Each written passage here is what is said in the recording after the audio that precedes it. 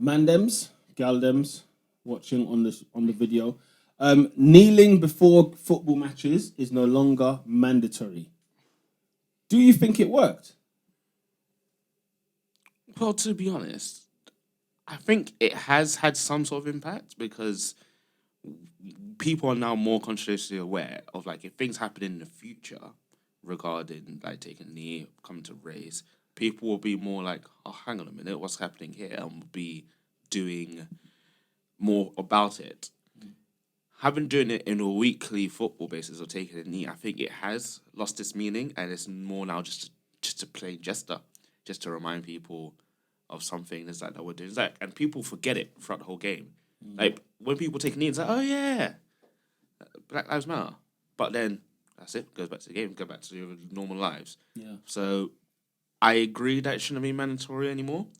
And if the club carry on to do it, or each club wants to do it, then that's cool. They want to carry on the message, and I agree with them. More power to them.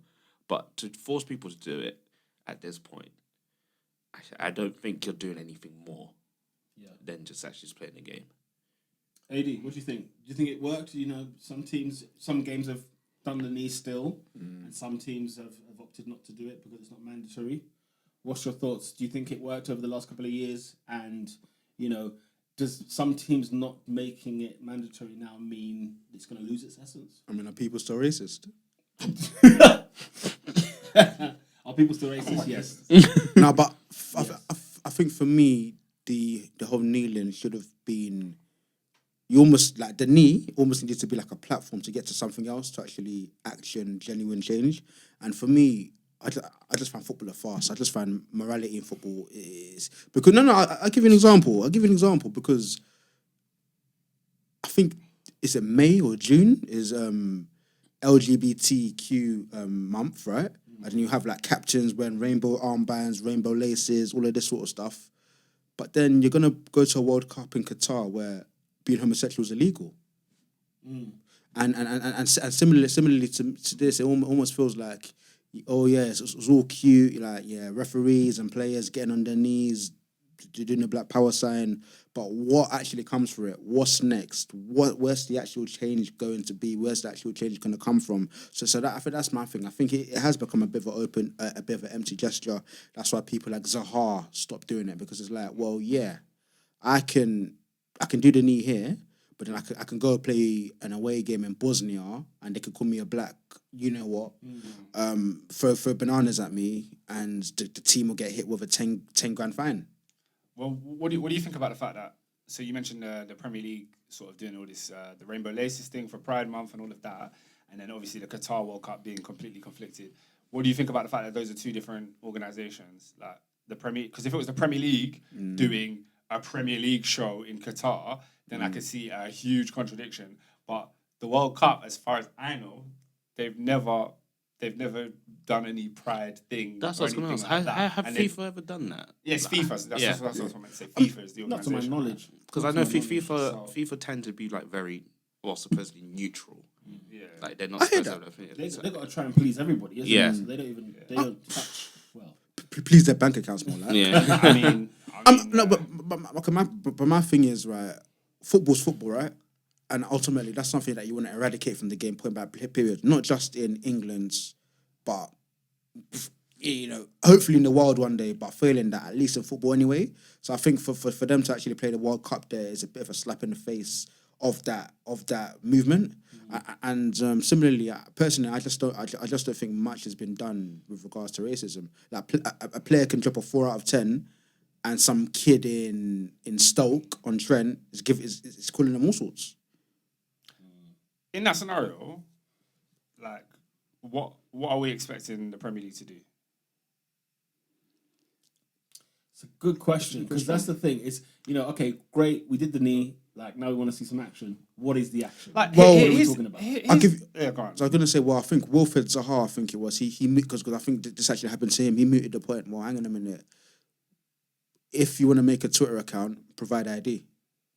But again, that's a Twitter issue. That's not a Premier League issue. But surely, what can the Premier League do about Twitter? I mean, they can squeeze the pressure on. Surely, The biggest issue is that ultimately it has to come from the top. So it has to actually come from FIFA. because let's look at the European games. When players go play the Champions League, Europa League from England, and then we say we're going to take the knee, I can't remember any other team bar Paris Saint-Germain taking the knee as well. All the other teams will still be standing up and say, no, we're not doing this because it's not part of what we do. So ultimately, it has to come from the higher organisations to say, from FIFA to UEFA to the Premier League, say, this is our standards, this is what it has to be, like point blank worldwide. And if that's not going to happen, there's so much the Premier League can only do within their own limits. And that's only one country that's going to change. It's not going to affect what happens in Liga or La Liga or the Bundesliga. It's not going to affect those. So it literally needs to come to the top. You lead by example, and the leaders at the top aren't doing it. So what are the rest of them going to do? Because I think what we're asking for is a worldwide thing here. Yeah. You know, remember, the knee began, the taking of the knee was something that took place in America. Yeah. And then it somehow got over to the UK. Yeah, we adapted that. And then, then football across the leagues done it. Then it's like across the, European leagues and whatnot. I don't think they did it in Europe, did they? Like Champions League or Europa League games. So English clubs did it. English but clubs did it.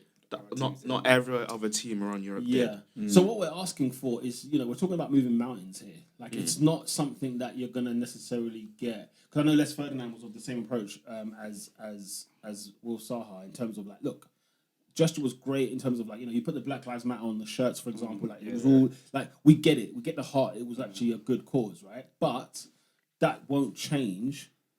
But here's my issue with that. Now, I would never tell a black person how they should feel about racism or that particular thing. So when it comes to Zaha, more power to Zaha for deciding he doesn't want to kneel or whatever. But then my issue is the people who looked at this gesture. I have to question, what did you think was going to come of the gesture? When we decided that we were all going to kneel, did you think kneeling was going to end racism? Like, if you did, you're missing something in the head. That was never the aim of kneeling. It was never to stop racism outright. Kneeling brings a moment for people in the ground and people watching the game to actually reflect on, okay, why are these people kneeling? They're kneeling because there's been so many racist incidents around the world, whether it be police, humans, football games, whatever it is. There's racism there, and we want this to end. And I think the gesture was so good because there were so many times when I was in grounds, and I'm a Chelsea fan, a club that has a reputation for being, having a racist fan base and whatnot. And I'm a black guy in the stands, seeing people applaud the knee and all of these things. Like, that was part of the positive gesture for me. I think every time a 5-year-old kid is watching a Premier League game and they see these players kneel down, they're forced. They have to ask their dad, why are they kneeling? They have to ask their mum, why are these guys kneeling? Their sister, whoever they're watching the game with. They have to understand these things. And I think when people say, oh, this is a meaningless gesture, I think it's not. The gesture itself is never going to end racism. It's a means to an end. Like, we're pushing the envelope slowly but surely. And I agree there should be a lot more done. But when I see players like Marcos Alonso, Come on, man. What is he dug him out? Yeah, no, because Marcos Alonso is a white Spanish man who came out and said, I'm not kneeling anymore because of the same reason that Wilfred Zaha said. I feel like the gesture has become meaningless. So I've been to so many games where there are 21 players kneeling and Marcos Alonso is the only man standing. And I get what you're saying, but if you're going to call a gesture meaningless, show me the gesture that is meaningful. What are you doing for Black Lives Matter for you to turn around and say to all of the black people in your team, you know what, that thing that you're kneeling for, I don't think is working, so I'm not going to bother. It's a very good point. Yeah. It doesn't make any sense. So I think people keep calling it a meaningless gesture. People keep saying it's done nothing. Guys, it was never meant to end racism on its own. It was always a means to an end. It was always starting to push to something else. So I think that people need to just take that in mind and then say, yes, what you're saying, what are the Premier League going to do next? Where are we going to go now? Rather than focus on, oh, well, the kneeling didn't end racism, so it was pointless, wasn't it? It wasn't pointless. There was a purpose, and it served the purpose. Absolutely, because I think you really changed my mind on that. Because at first I was a bit like, as you say, in terms of the gesture didn't really do anything, and what Alonso said and whatever. And I was thinking, actually, do you know what? It's funny that you said about every time there's a kneel, maybe the kid has to ask the dad, what is that about? And then he goes into the history of it. But you never know. Sometimes the parents will be like, oh, it's just some people's emotional, but whatever, right? Yeah. But even still, they have to ask. They have to have that conversation. It's about awareness, isn't it? By the way, racism exists, and let's not be blind to it. And as you said about the LGBTQ plus, brother, don't want to get cancelled in these streets, right? But even though you know, I don't know what they're saying. I don't know whether they're thinking, you know what, when we have our month, like the Pride Month, or when we have our thing, like this is like meaningless. I think they're just embracing it. It's like, oh, at least you have given us a slot to actually express and do, you know, do as you wish. And I think when it comes to Pride Month, obviously we see all of these companies on LinkedIn. They change all their Oh, logos to yeah. Pride and da da da da. But these The times, streets are rammed. these times the HR has full of complaints for homophobia and all these other things. So it's Yeah. like it's in that case, I understand why people would say, oh yeah, you know, it's a bit fake or whatever. But at the end of the day, it's a symbol. It's a symbol of change. It's not change itself. It's a symbol. So the actual change needs to come. So stop like expecting the symbol to solve your issues. It's never. We're changing hearts and minds. Like it's almost impossible to do with one or two things. It's got to take years of work. You know what, Oscar? Bring back the kneeling in the Premier League. Let's bring it back. Bro, let's take the lead. I'm all for kneeling, though. I'm all for the Black Lives Matter on the back of the shirt. Chelsea's new kit has no room for racism on the sleeve. I'm all for that. Nice. I'm all for that. Nice touch, Chelsea. Yeah. Let me pick them up. That's really nice. But yeah, no, I'm all for the knee. But you know what? When it was not mandatory anymore, I was a bit like, okay, all right, we'll move on. But as you said, what if there's nothing next?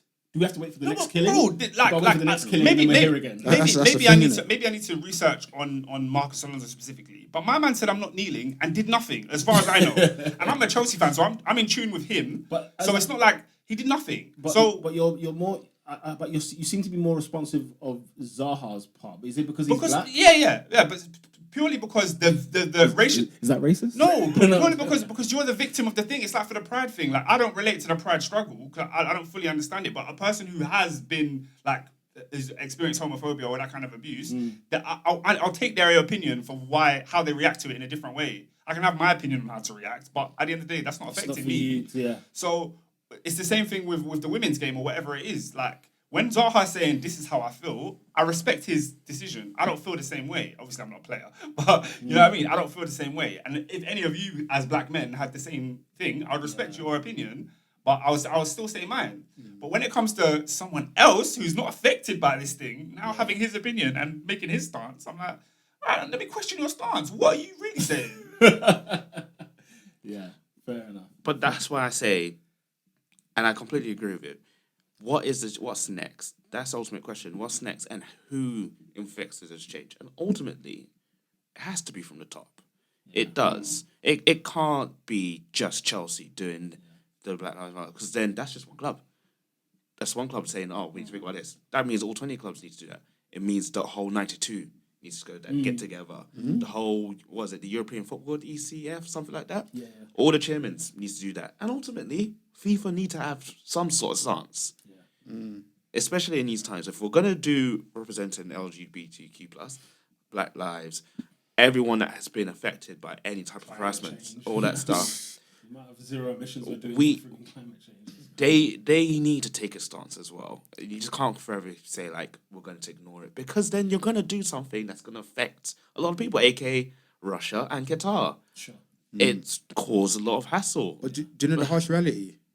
I think in FIFA's case anyway, if it's not making money, it's not making sense. And I think unfortunately that's just the reality of it. Like they don't give a damn. They don't give a damn about black people or anything. And on that note, we'll end it here. Let us know your thoughts.